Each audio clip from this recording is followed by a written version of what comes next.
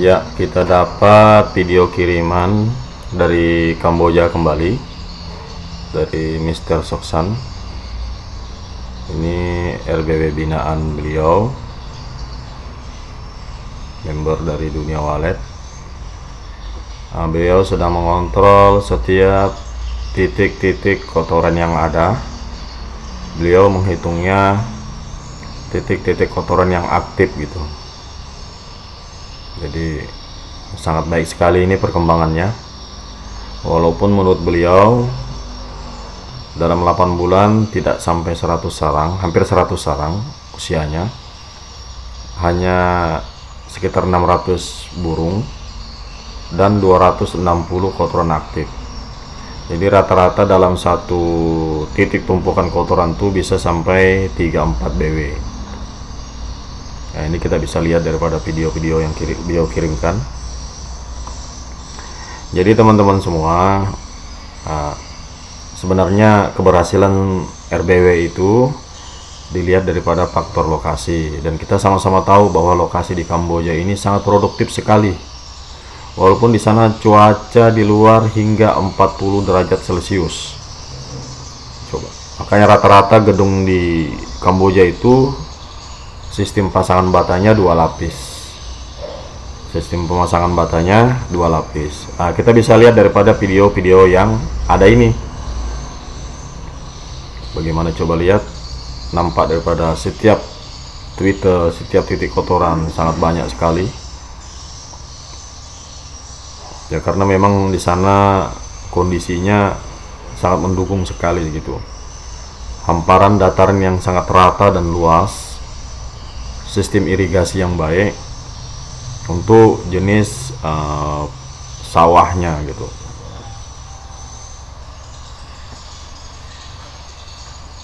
Jadi beliau ini sedang mengontrol untuk melihat daripada progres perkembangan RBW tersebut.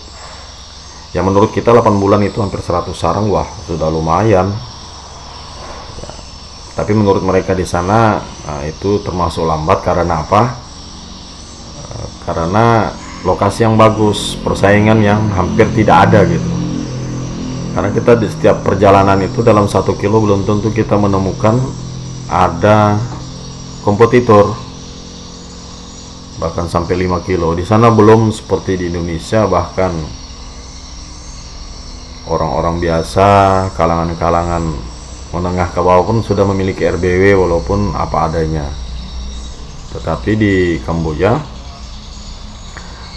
istilahnya masih seperti kita di tahun 80-an, hanya kalangan-kalangan orang tertentu saja yang memiliki rumah burung walet. Nah, seperti ini kita lihat, mantap. Penampakannya mantap. Jadi bagaimana walet ini bisa cepat menginap dan bisa bertahan, ya tentunya ya kiat-kiat yang harus kita jaga, ya kita betul-betul jaga, seperti remang-remang, instalasi Twitter inapnya. Walaupun sebenarnya tidak baku, tapi kita boleh membuat suatu rancangan tersendiri yang mesti diuji dengan secara ilmiah, bahwa desain instalasi Twitter inap seperti ini betul-betul mendatangkan hasil yang sangat baik. Ya tentunya ya ada karya ilmiahnya, misalnya dalam satu Twitter itu mengeluarkan sekian dB dengan jarak sekian, maka dB nya akan berkurang. Nah, itu memang ada karya ilmiahnya. Juga jangan terlalu banyak Twitter tarik, sirip yang baik, yang bergaris-garis, kayu sirip yang bersih, suhu kelembabannya masuk, ya manfaatkan segala yang ada di situ, termasuk pengabut. Pengabut juga ya harus dengan air yang bersih agar tidak mempengaruhi kualitas daripada sarang walet yang dihasilkan. Terus besaran volume juga harus diperhatikan gitu ya kan. Kebersihan gedung juga harus diperhatikan. Kebersihan gedung ini sangat mempengaruhi daripada produktivitas sebuah RBW. Jadi teman-teman semua, RBW itu harus diperhatikan, betul-betul dijaga, dirawat. Bukan berarti setelah kita bangun kita biarkan begitu saja, tidak kita hiraukan, jangan. Karena kasus seperti ini saya juga sudah alamin. Ya walaupun saya tidak kontrol, kadang-kadang saya lewat depan rumah, depan RBW saya sendiri, saya tidak mampir gitu. Padahal jarak dari RBW dengan rumah tuh sekitar 10 kilo. Saya lewat di depannya, saya tidak mampir untuk ngecek. Nah ini jangan kita lakukan hal seperti ini tidak baik. Tapi kita bagaimana buat jadwal untuk rajin mengontrol. Itu kasusnya dulu. Nah, sekarang kita perbaiki semua. Kita atur jadwal kontrol kita untuk melihat perkembangan daripada RBW kita sendiri.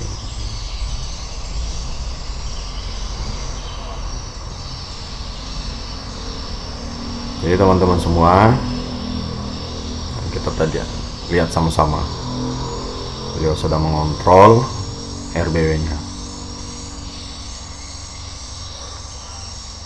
Jadi ini sangat penting dan harus diperhatikan, jangan anggap sepele. Ya, jadi keberhasilan sebuah gedung bukan hanya memperhatikan faktor internal daripada RBW, tetapi juga harus memperhatikan faktor eksternal, yaitu lokasi yang baik, lokasi yang memang walet ada, masih produktif, kompetitor boleh dikata kalau bisa ndak ada ya ndak ada, ketersediaan pakan, ketersediaan sumber pakan, sistem irigasi yang baik, ada sungai, ada danau, ada rawa-rawa. Karena di sana juga walet akan bermain dan sambil mencari makannya. Dari segala usia gitu, walet akan datang dari segala umur untuk datang ke lokasi. Bila di lokasi tersebut tersedia yaitu kebun buah yang menghasilkan bunga yang tentunya nanti menghasilkan hama-hama yang menjadi pakan walet. Kemudian sawah, ladang, rawa, sungai, danau. Nah, ini sangat penting sekali. Kemudian irigasi yang teratur, rapi. Kebersihan gedung, keamanan gedung, suhu kelembaban yang terjaga. Ini tentunya harus diperhatikan.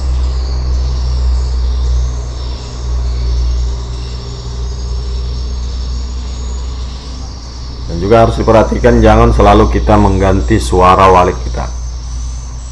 Jangan selalu mengganti suara walet kita. Nah, jika kita sudah meyakini bahwa suara panggil ini sudah baik, tentunya ya dibuktikan, maka mesti kita jaga. Karena ujian pertama kita adalah respon terhadap suara di LMB kita. Karena yang respon di suara di LMB itu tentunya lain suara yang dikeluarkan, lain tingkat usia dan kebutuhan keinginan walet. Mungkin walet remaja, anakan, dewasa, birahi, masa kawin, ini tentu beda-beda suara yang dikeluarkan.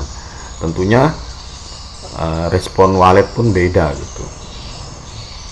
Waktu kontrol antara jam 8 hingga jam 2, cuaca dalam keadaan cerah.